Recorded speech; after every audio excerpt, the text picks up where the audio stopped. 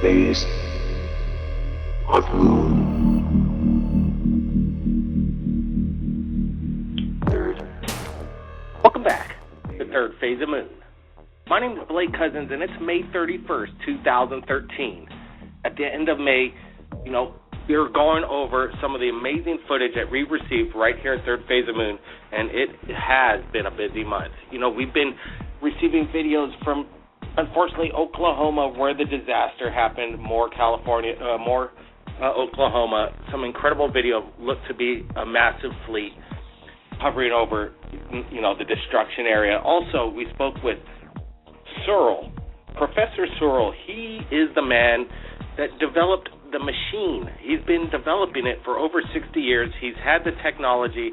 Free energy is here, and he claims he has a device right there in the UK, and it was an amazing interview that we had that we're going to be posting later on Third Phase of Moon. Also, we've been covering some paranormal activity happening right here on the Big Island in regards to the night marchers and the White Lady. And I suggest if you haven't seen these videos, go to Third Phase of Moon, look up UFO Sightings Ghost Town, the White Lady special report. It is absolutely incredible. A whole town is being haunted by a ghost, and it was quite interesting going around the town and getting people's testimony because, that's what Third Phase of Moon is all about, getting the word out, getting people's testimony, getting their footage, and sharing it with the world.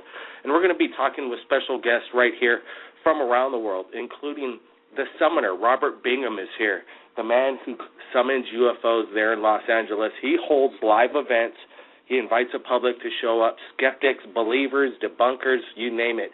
People show up from around the world to view these major events happening in Los Angeles. And I want to bring on right now Robert Bingham. Hey, thanks for joining us right here at Third Phase of Moon. Thanks for having me on. All right, Robert. Hey, tell us what's going on. I know we've been watching and keeping update on your YouTube channel, UFO Robert Bingham. You're constantly posting things up. Tell us about what happened this last week. Well, last week I did an event for BBC, which is, I don't want to talk too much. I don't know if I can. They're doing a pilot for a new series that won't be airing till about January, February, and they wanted me to be part of that new pilot. I think the first episode. And so they were there, and I think the producer, she was very, because I had her over my house and I showed her a lot of the photos that I have and videos, and so she was very optimistic about it happening. But there were some people there, I think they just, they're there just because it's their job. But after, what was incredible is after I summoned them, they were there. Every time they had me do it over and over sometimes, and every time I did it, they showed up. One was a triangular formation. It was a formation that turned into a triangular, and it stood there for half an hour. And then we had some black ones that showed up, and some people took some incredible shots. But unfortunately, I couldn't be filming because I was doing the film work. So we haven't posted anything on the event. There are some videos going around. There's some of my followers posted. Well, there's some video going around circulating on YouTube of one of your events that you had, I think, on the 11th, and it showed some kind of triangular, formation in the sky, and it was captured on video, and I think it was featured in this month's Favorite UFOs by Anonymous UFOs. I guess they posted that video. Oh, yeah, that's right. That's it. That's one of my followers, John Glass, videoed that. A number of other people videoed it, and so they're posting it. It's really a good video. The videos keep coming in. I was just excited because the BBC filmed it also, and they'll be. They saw a lot of incredible things that day. There was a lot of activity, and so I think I turned some skeptics into true believers. Well, I think it's a great thing that the BBC picked up on your story, and they're going to share it with the UK, and we look forward to seeing the series that they put together on you, Robert. We also have Dr. J. Andy Elias joining us here on the show. I know he's followed some of your events, and he's actually captured unidentified flying objects at the event. No, that's the power that Robert Bingham claims he has, and whether you believe him or not, there's always some kind of activity going on in the skies, right, Robert? Oh, yes, correct, Blake. I did an event in Anaheim. They asked me to do a talk. One of the speakers had canceled out, so a friend of mine asked me if I would take their place. So I went over there and did an hour talk, or half an hour talk, and then I proceeded to explain how I do summon the craft, and I did the summoning, and I'm not kidding, about maybe a second or two, somebody said they were there, and we stood there for an hour, for one whole hour. Well, everybody took pictures. We posted it on my website, UFO Robert Bingham.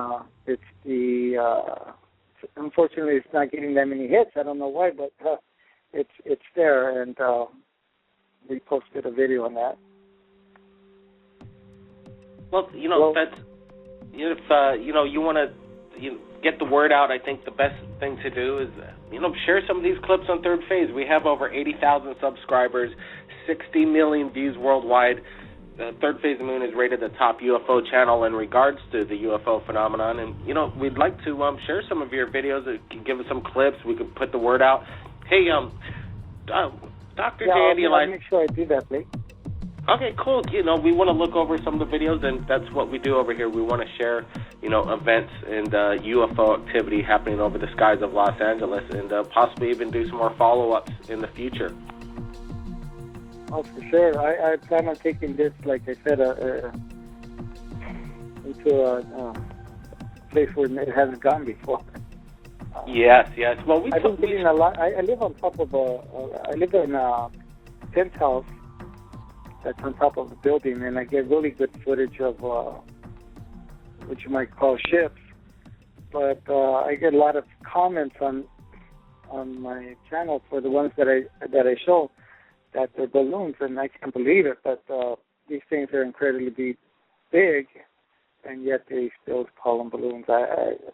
They might look like balloons, the colors, but that's what the ships do in order to not alarm the public. That's all. It's and they do morph and change shape, and I don't know what more I could do except have them land and get off and greet me. But I'm sure that's going to happen in the future. Well, we've had our cameraman down there. Dr. J. Andy Elias was there at times, and we covered the events, and some of these things are doing incredible maneuvers, definitely not balloon-type maneuvers. Balloons can't possibly, zoom in, stop on a dime, and then move in a direction that has some kind of intelligent, design by it. They stay in perfect formation. Balloons would drift apart. So I think you got something going there, Robert. We spoke with Stephen Greer. He claims that he has, knowledge of how to communicate with the beings, the aliens, and Dr. J. Andy Elias, can you go into a little bit about what he said in that interview? Yes, he says a few things. First of all, that basically it's not that they're really covering up ET so much as it is the technology, because it'll collapse the 600 trillion petrodollar empire, as he would call it. And he mentions how he got the alien and so much more. But one interesting thing about him, he says he has the CE5 ambassadors, which is Close Encounters of the Fifth Kind, which is human-initiated alien contact. And he's got teams around the world on every continent except Antarctica. And these people use these protocols and apparently make this sort of contact. And when we did the interview, he mentioned where you can get his protocols, and I actually went online and I found it. He apparently sells an iPad app. Unfortunately, I only have an iPhone, so I couldn't see it. It has to be an iPad, and it's only $6.99. It's not as expensive it is to go to the super events, but I'm give the challenge out there. I'd love to see someone get it, and if they get that amazing connection and contact, I would love to know it works, because that means there's a tool out there that will work. But he said that and so many amazing things. It was such a great interview, Blake, and as everyone will see, that exclusive interview only on Third Phase of the Moon, Part 1, you asked him the questions video. Part 2, we asked him the questions on air, and it was awesome.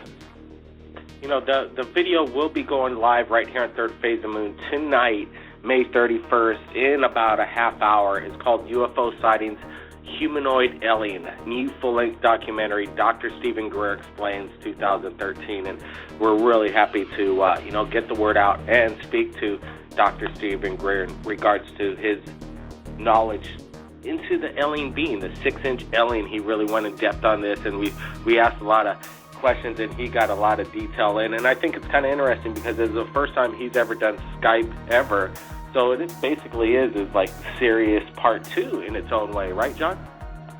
Exactly, because he goes into detail, and this is a question and answer. We ask the questions the viewers of Third Phase of the Moon wanted to know. And this is important because in other platforms, people pay to see him lecture only, and there's maybe a 10-minute, 15-minute Q&A where we had him for an hour and 15 minutes in combination between parts 1 and 2. So that's the best part about it. It almost is part 2 as a follow-up of the Sirius project. We're getting calls in right now, but we want to take people's calls, but it has to pertain to a question to, the guests, myself, Dr. Jandy Elias, or Mr. Robert Bingham, the UFO summoner. So welcome to Third Phase of the Moon. Do you have any questions for the panel here? Yeah, actually I do. I wanted to know how he feels as him being part of the, the mainstream media's way of introducing, as a everyday topic, the UFO agenda, and seeing how, there's always been contact with UFOs all over the world for, we could say, even millions of years. Michael Tellinger has proven that, and and all the catacombs that he found down there where they've cloned, genetically engineered beings as slaves from the Anunnaki times, and I just really wanted to know what Robert Bingham thinks of him playing a crucial role in, putting the alien agenda out there, no matter what it is, because even if people believe it or not, this phenomenon exists in our reality. So we've got to look at it logically and find out what these beings want, if they're in fact are beings or if they're holograms.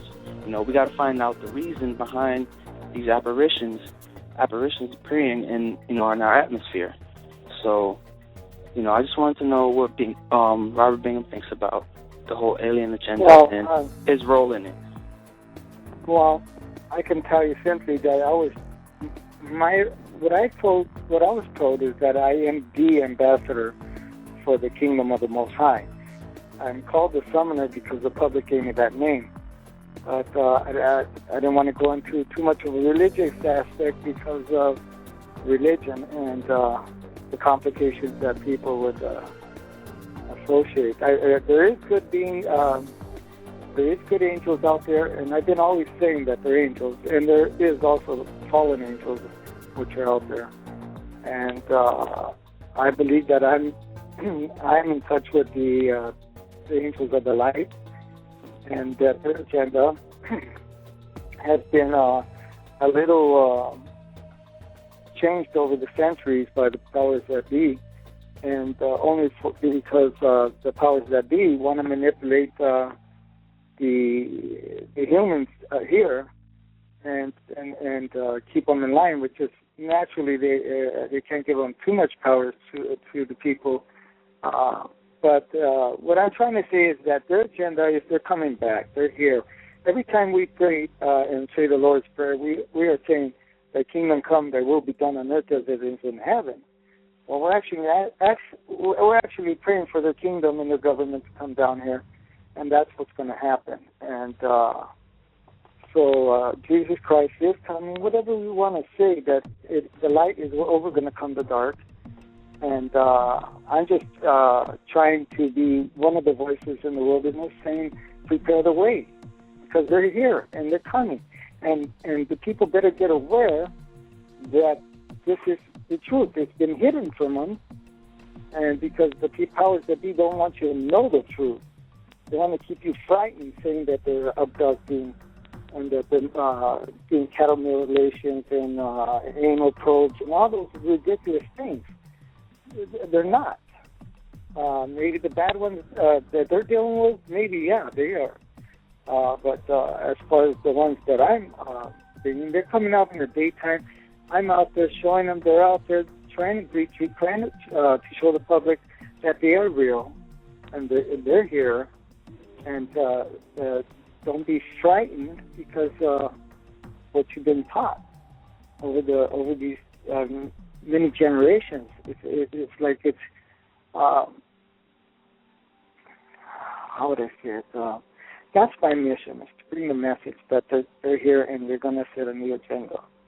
Mankind hasn't been really being a good steward of the planet. Well, we are taking calls from around the world, and they continuously come in right here live on Third Phase of Moon. And we're going to our next caller, area code 305. Welcome to Third Phase of Moon, and who are you and where are you calling from?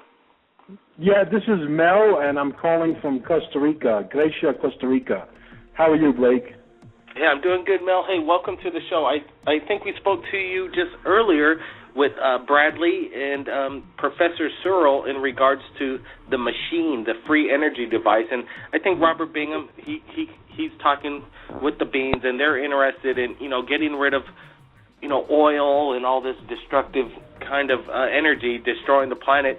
Maybe you could enlighten our viewers about what you know about Mr. Searle and what you think the future holds.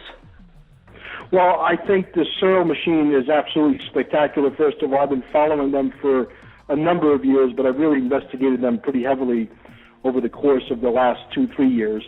And I've actually tried raising money for their project, which is very, very difficult. The powers that be, the guys who are running the oil operations and the coal and all the BS around the world, truly have a stranglehold on not letting go of their power. Obviously, there's a major monetary interest there. And, you're really messing around with someone's $253 trillion industry. They're not about to roll over and play dead guys. The reality is that Searle's machine could change the fabric of the earth for decades, for thousands of years to come, literally. It has a lot of implications as far as being able to clean up pollutions. It will, with enough machines, believe it or not, it will clean up Fukushima, Chernobyl, etc., on and on. You can take the actual motor and put it into an electric car, and you could drive it from New York to Los Angeles and back to New York doing 129 miles an hour with all the amenities that we like air conditioning, heating, power windows, disc brakes, etc. You could put it in boats, cargo ships, cruise ships. You could put it in anything. I mean, literally, you would go from major pollution to literally zero pollution.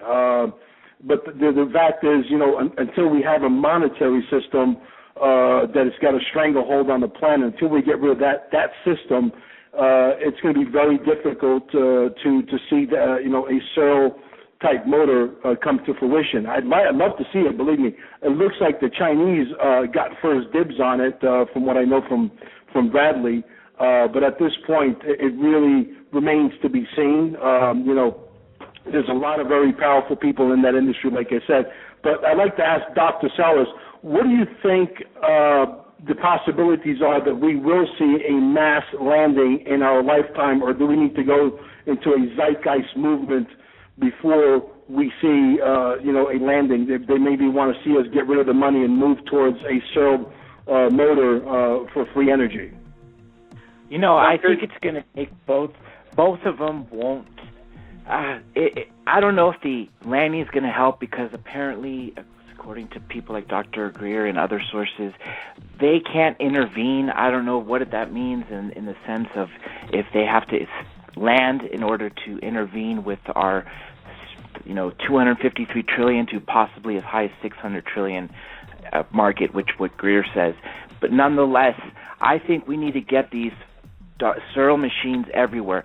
A good friend of mine, actually, a good friend of Third Phase of the Moon, Dr. Lear, was actually telling me the way to get this to happen is we need to figure out a way to get Searle's machine manufactured in a mass way, but in a small, as a toy, almost as something you can give away as a Cracker Jack. And then once that gets around the world, there's going to be curious engineers ranging from kids to, grad students earning their PhD to actual engineers that are going to come home and look at this crazy little thing that could maybe have just enough energy producing to light up a light bulb. And they'll be fascinated. And they're going to open it. And they're going to see, wow, how does this work? Let me figure this out because this is I can't believe this. And then that's how it's going to happen, because from that, whether the petrodollar, powers that be want it or not, at that point, when 1 million or 10 million or 500 million of these toy-like free energy tiny machines are around the globe, there is no way they can stop it. And that's the way to get it, I think. What do you think about... Well, the thing is, I think that, one of the ways, and I've discussed this with Dr. Greer at length about a year and a half, 2 years ago, with another project. The way to have a viable project like this that has obviously teeth would be to let the men in black, because they do exist, know that there's thousands of scientific teams around the world, that if you come and kill scientific team number 1, scientific team number 2 will run with the baton, and there'll be 2,000 to follow beyond that, and letting them know of such a fact, that the technology is literally viral around the world like that. That it can spread, it would really discourage them from allowing them to come kill you and have you float down the Potomac River, as Dr. Greer likes to say. And that's a very important fact. The other thing is, I think the Hollywood crowd needs to sort of turn the other way and embrace this type of technology and go against the cabal. You need to have the Searle scientific team need to hang out with people like the Travoltas, the Tom Cruises, etc., to sort of put them in the limelight, because it would be extremely hard to kill them if they were in the limelight. There's a right way of doing this, and there's a wrong way of doing it. Obviously, as you know, they've killed many inventors with extremely viable machines in the past, and that still remains true. Not so much from the old families who have billions and trillions of dollars that they have amassed from oil, but from the new guy who just made $100 million playing in the oil industry. That guy wants to make another $200 million, $500 million. Those are the guys who will come and kill you. Those are the guys that are really the more dangerous ones. The guys that already made their big money, they don't care if Searle's magnetic motor is comes to fruition tomorrow morning. Correct me if you think I'm wrong. No, I agree with you 100%, and I want to comment on one thing you said. If we get 2,000 scientific teams, that's exactly what you need, and you hit the nail on the head perfectly. But we can't have one pop up here, then another one pop up 3 months later and 6 months later, because they can silence 10 at a time, they can silence 20 at a time, or more. But if somehow we get 2,000 labs to actually start on this right away and take it seriously, that would be a big change, and that would be what would actually be the means to get disclosure to happen. And what you said about the media, the problem with them is they are controlled by this. It's listed that 5 corporations literally own all the media in the U.S. If not, I don't know how they're linked with the rest of the world, but in the U.S. Terry Hansen does a great presentation narrowing it down. It used to be apparently about 30, a couple of decades ago. Nonetheless, right now they're actually making more movies that are making people think that they're going to come on this mass invasion and blow us up. I just saw Dark Skies, which was a horror, classy kind of horror of an alien abduction thing, but it was all mean. At the very end, they basically, I don't want to spoil for things, but they just took the kid away and never disappeared. It disappeared kind of like Fourth Kind. It was one of those sad movies, horror movies. Nonetheless, in order for the media to actually start showing what it could be in the positive light and, making blockbuster movies about it, there needs to be a change. They need to see it around them in such global numbers, so many science teams and schools working on these devices consecutively for them to finally do it, because it takes the people to act for the demand. And when we're in small numbers, we're not going to make much difference. We need the large numbers backing, and that's why it's important for everybody who's listening out there to do what they can to support things like Searle and everything else. Now, another thing you said about Searle, even himself, wasn't he taken to jail because he didn't pay the electric bill because he had a free energy device giving him electricity and his lab destroyed? From Costa Rica, I want to, state that I think what was just said earlier by Mel, that the Chinese might be getting a hold of this. There's a billion plus people over there. I don't care myself if the Chinese or if the Iranians or any of the countries that, really aren't friends with the U.S., if they come out exclusively and say, we got the free energy and we're going to save the world, and, just kind of like, show some kind of world-changing event that maybe might make the world change, and then the U.S. would be left out of it, but who cares? The energy's free and it's out, right? Blake? Yeah. What do you think about that, Mark? Yeah, I was thinking about that. All you got, whatever, everything that everybody said just now, and I was wondering about the volcano portals and the supposed UFO crash in Okinawa, off the coast of Okinawa, and I wanted to get some feedback on a couple of that. Certainly. Well, we want to get into the recent documentary we did about our volcanoes, possible portals for UFOs. But let's get back to Costa Rica real quick, and we'll get back to that subject. But go ahead about what's going on with the Chinese, and wouldn't it be great if any country, doesn't matter where it comes from, that basically just changed the world altogether, and that country could lay claim for the... Well, the way I look at it is this. The Chinese have a major ambition in becoming the world dominant power. And for them to be able to get a stranglehold on Searle's technology and bring it out to the mass, and first of all, they need it more than anybody because they have tremendous amount of pollution in Shanghai and Beijing that they need to reverse immediately. They don't. It's like they don't have any more time. But the reality is, they're doing it more for a monetary gain and to become a dominant player in the energy field, which is a smart move on the Chinese part, I might add. I don't know that I would trust the Chinese because they have a lot of smart people there. At some point, although I know Searle says that the technology is virtually impossible to reverse engineer, somebody's got to be able to reverse engineer it at some point. And are they going to honor their commitment to Searle and their team? That's the only thing that worries me, and I need to have a conversation with Bradley about that. I think that's something that they need to absolutely think about. Obviously, I think launching it in the United States would be a mistake. They would crush it like a grape in about a nanosecond. They don't want that kind of technology out to the masses. I think the number one place to really bring this technology, believe it or not, would probably be... Hello? Oh, I guess we may have lost... Are you still there from Costa Rica?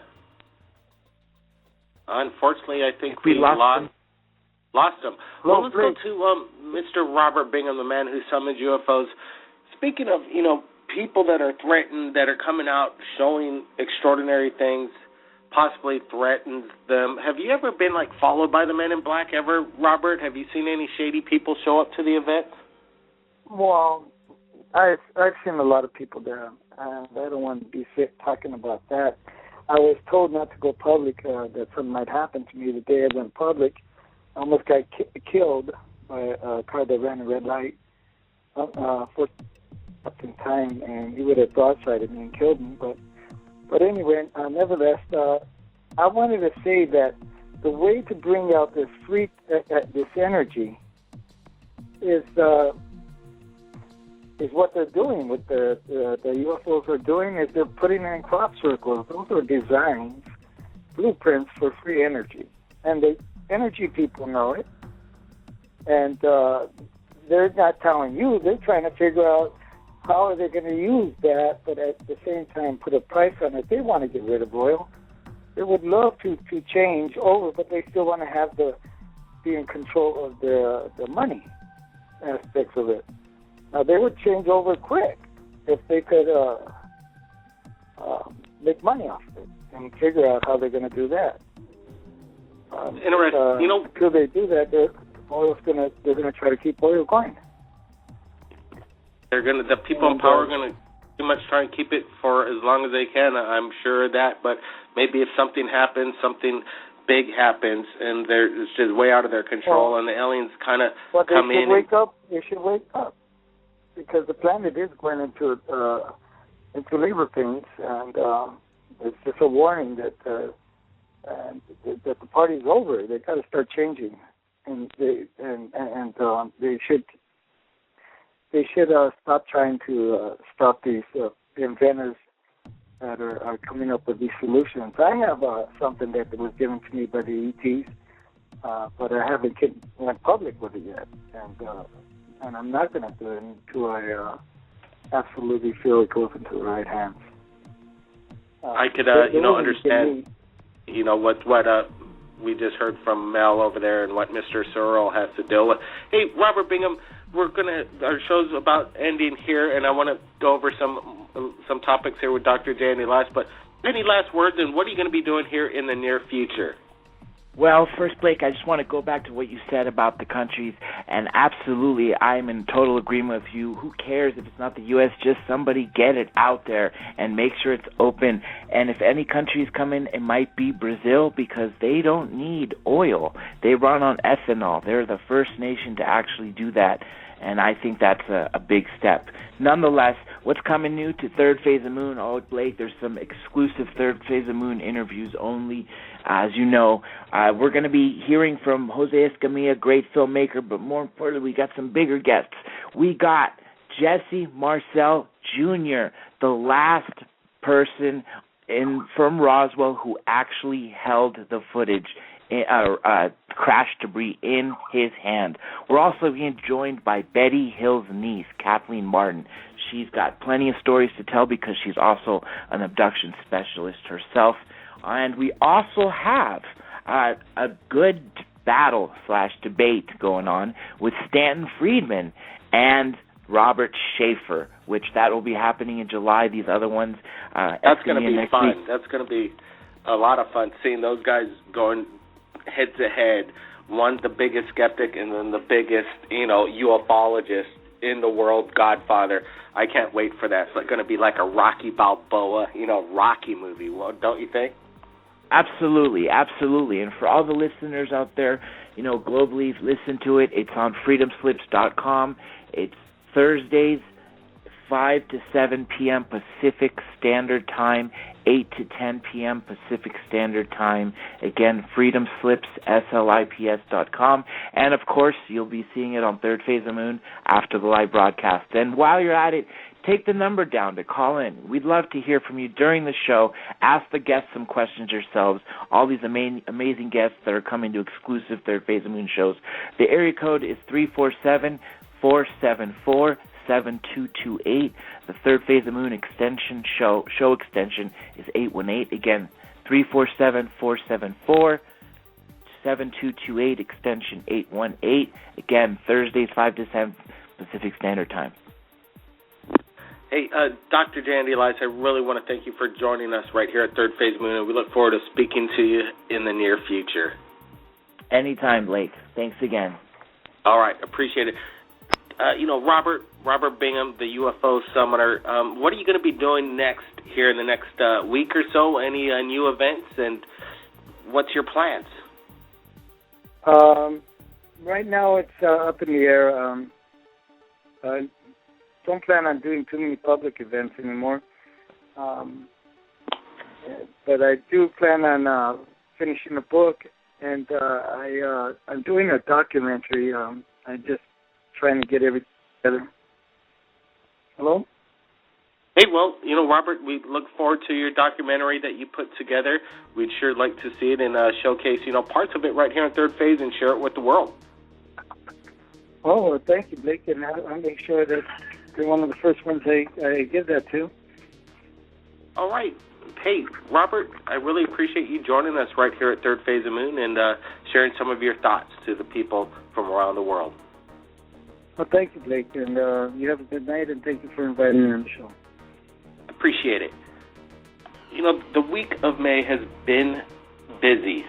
I think it's the busiest month so far in the life of Third Phase of Moon, with just incredible testimony, talking about free energy devices that could change the planet.